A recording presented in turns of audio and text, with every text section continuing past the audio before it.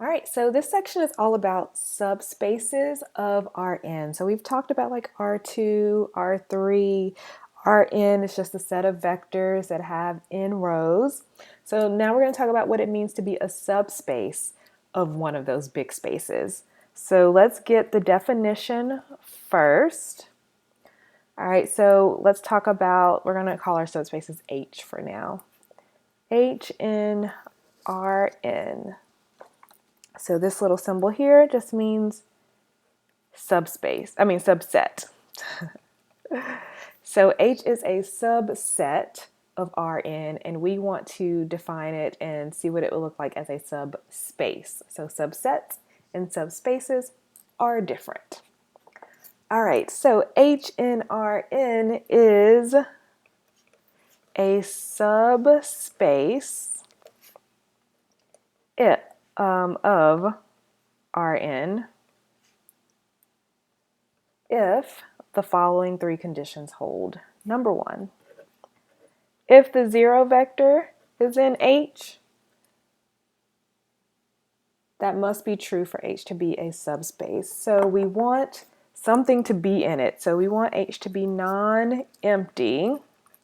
So at least the zero vector should be in it. Number two, if vectors u and v are in H, then u plus v should be in H. All right, so if we take two things that are inside H and add them together, that sum should also be inside of H. So this means that it's closed under addition.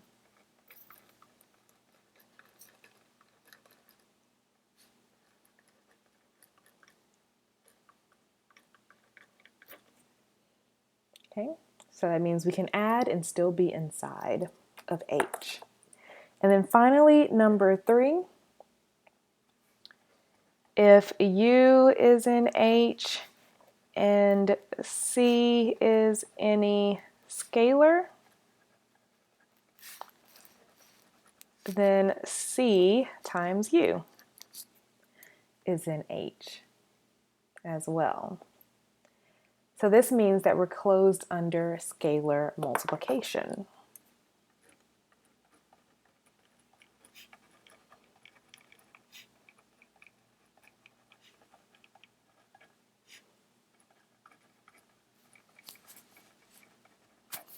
So if we take any vector in H and multiply it by any scalar, that product will also still be in H. So if all three of these hold, that means that H is actually a subspace of Rn. So let's look at some examples of subspaces.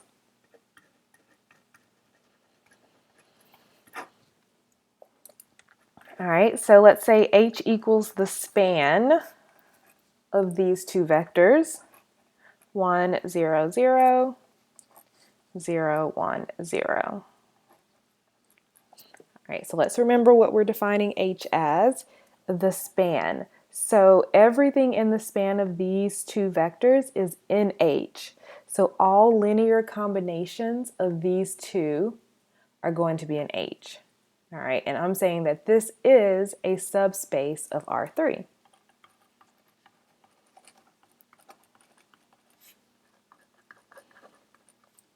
Let's verify that.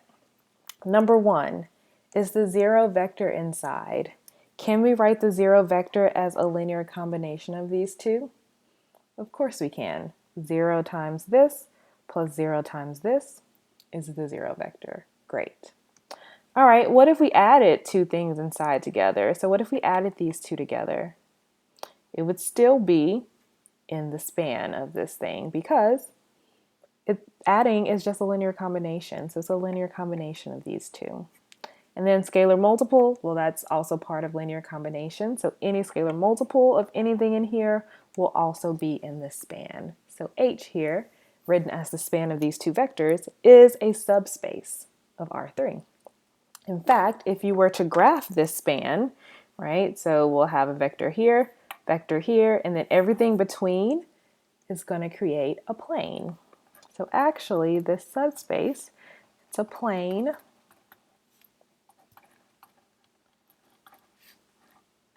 through the zero vector.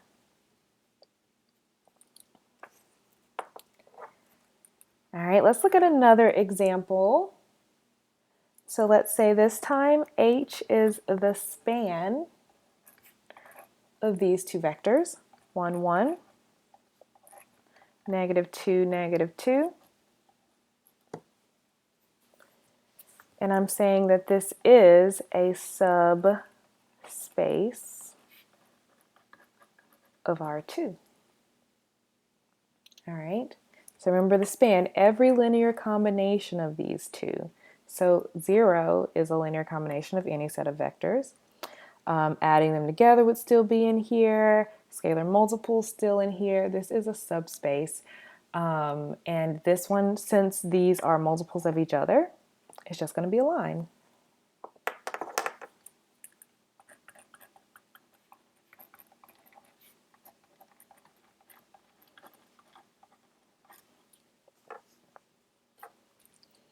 Okay. All right, next, let's do a little bit of work here. So let's say we choose vectors v1 all the way to vp, and they are in Rn. And we let H be the span of that set of vectors. So H is going to be all linear combinations of these vectors. And since it is a linear combination, we know for sure it's going to be a subspace.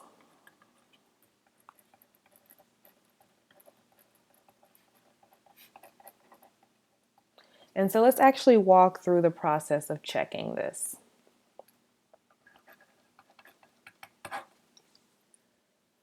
All right, number one, the zero vector. Is it inside? Can we write the zero vector as a linear combination of these? Of course we can. 0 times v1 plus all the way down to 0 times vp. Which means, since we can write 0 as a linear combination of these vectors, it's in H. Great. Check. All right, for the next two, I do want to set some things up first. So I am going to let U, so if U is going to be in here, it should be written as a linear combination of these. So U is going to be C1 V1 plus all the way to CP VP. And I'm also going to define a vector V as D1 V1 plus all the way to DP VP, which means that both U and V are going to be in H, right? Because they're both written as a linear combination of these vectors. Okay, so I have things in H. So next I want to check our second condition, that if we add them together, we're going to be closed under addition. So U plus V, well, when I add these together, I'm going to have C1 plus D1, V1, I probably should have used different letters, it's okay, plus all the way to CP plus DP, VP. All right, so a sum of two scalars is just another scalar. Scalar times things in the span, that's a linear combination. So that means the sum is in H. Great. And then 3, is it closed under scalar multiplication? Let's find out. If you multiply C times our vector U, we got CC1 V1 plus all the way to CCP VP. Scalar, all these are both scalars, so this is a linear combination of those things in H. So that means we are closed under scalar multiplication. All right, so I'm going to pause here and then we'll finish up in the next video.